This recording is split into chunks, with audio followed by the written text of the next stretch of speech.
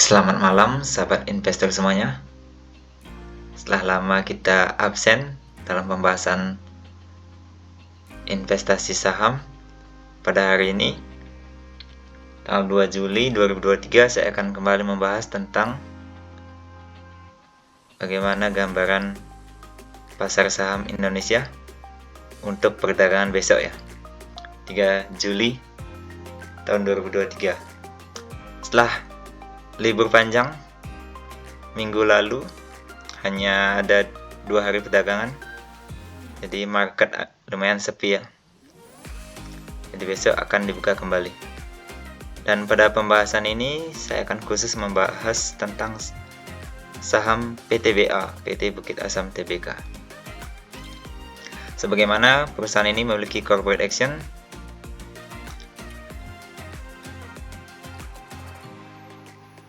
yaitu pembagian dividen ya. Jadi udah komdit, sudah melewati ex-date juga pada perdagangan terakhir. Jadi saham PTBA dalam 2 hari perdagangan terakhir ini sudah ARB ya, 30% efek dari pembagian dividen yang sangat jumbo, jadi Rp1.094. Jadi artinya saham PTBA ini akan mengalami penurunan sebanyak jumlah dividennya. Jadi menurut kalkulasi penurunannya sudah mendekati 30%. Jadi kemungkinan besok apakah akan masih ARB atau sudah ada penawaran. Jadi tergantung bagaimana market akan menanggapi ya, sentimen ex-date pembagian dividen. Ya, dalam sisi fundamental analis kita akan lihat di sini. Semoga tersedia. Jadi PTBA ini sudah di rating buy ya oleh analis. Ya, mungkin bagi yang sudah punya, yang sudah mendapatkan dividen, dalam artian mendapatkan hak dividen, kita bisa mencicil beli ya. Mungkin besok akan mengalami penurunan, mungkin tidak terlalu banyak, hanya 1 atau 2% lagi. Jadi dalam harga saat ini 2.680, PTBA diperdagangkan dengan rasio price to book value 1,05 ya, sudah mendekati harga wajar, tapi ini masih sangat murah ya dari harga historisnya. Mengingat PTBA sempat mencapai harga 4.000. Jadi kemungkinan besok penawaran akan tinggi, mungkin harga PTBA akan stabil. Jadi ini current EPS annualized 403 ya. Jadi sembari menunggu rilis laporan keuangan kuartal kedua, kita berharap bisa menyerok lagi ya saham PTBA di harga yang lebih murah. Seperti yang kita ketahui, pada saat rilis laporan kuartal pertama tahun 2023, jadi net income PTBA ini turun ya, lumayan jauh, dari 2,2 triliun menjadi 1,1 triliun. Meskipun penjualannya atau pendapatannya meningkat, ini karena ada beban pokok dan pembayaran royalti ya kepada pemerintah, itu yang membuat net income PTBA menurun. Tapi ini masih lebih besar 2 kali daripada tahun 2021. Mengingat pada akhir tahun ataupun sampai Januari harga batubara ini masih tinggi ya. Kita lihat di sini.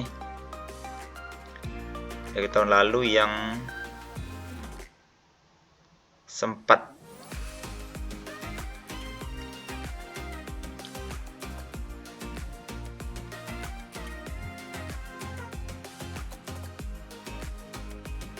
di harga 400-an, jadi turun.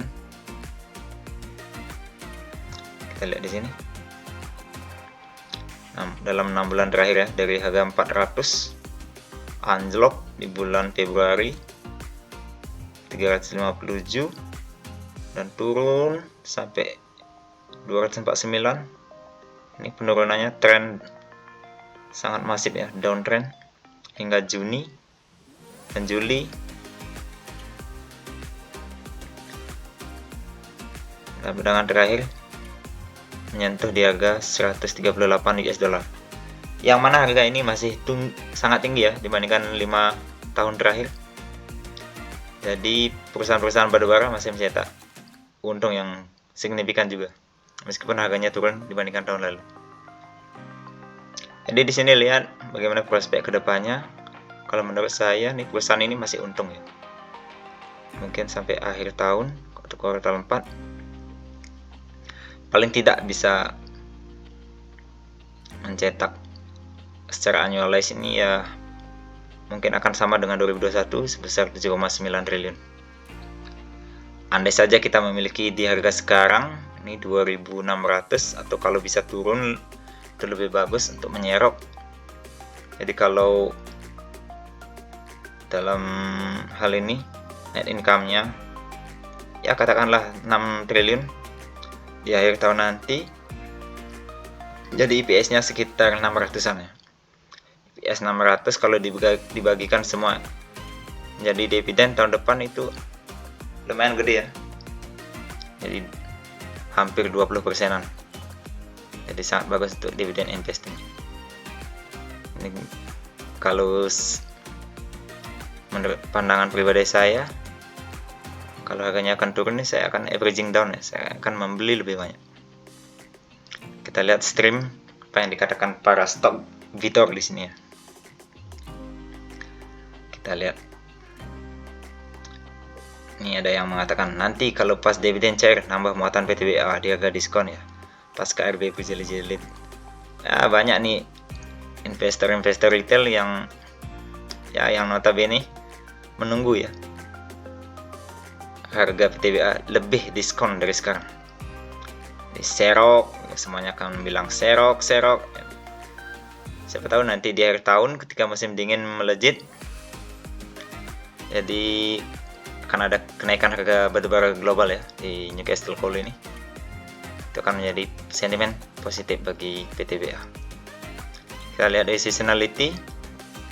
Biasanya bulan Juli, bulan Juli selalu naik ya. Ini kalau dalam beberapa tahun terakhir PTBA selalu membagikan dividen di bulan ini, bulan Juli. Juni atau Juli. Ini Juni merah, ini karena mungkin sebelum pembagian dividen.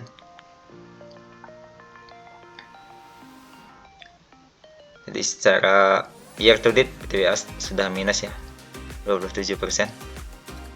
Kalau dibandingkan perusahaan batubara yang lain, ini masih belum terlalu tajam ya penurunannya. Dibandingkan Indi, kita cek dulu. Indi, PT Indika Energy.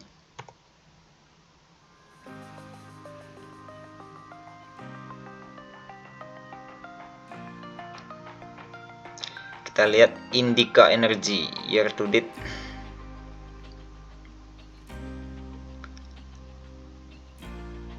Wow, sudah 29% Indika Energy ya. Jadi sahabat-sahabat atau pesaing-pesaing PTBA di batubara ini sudah turun lebih dalam ya. Mungkin karena PTBA baru dalam hal ini emiten yang terakhir yang membagikan dividen. Ini akan menjadi sentimen selanjutnya. Jadi untuk prospek kedepannya bagaimana harga batubara global ini? Jadi menurut saya pribadi, perusahaan-perusahaan batubara masih akan mencetak keuntungan ya di tahun 2023, meskipun harga Newcastle Coal atau harga acuan batubara global sedang downtrend, tapi ini masih di atas rata-rata. Meskipun di harga 100 pun harga batubara ini masih mahal ya dibandingkan dulu harganya $50 ya. Kalau di harga ini mungkin perusahaan tidak akan dapat untungnya karena biaya beban usaha sama dengan laba bersih ya, jadi nggak dapat untung.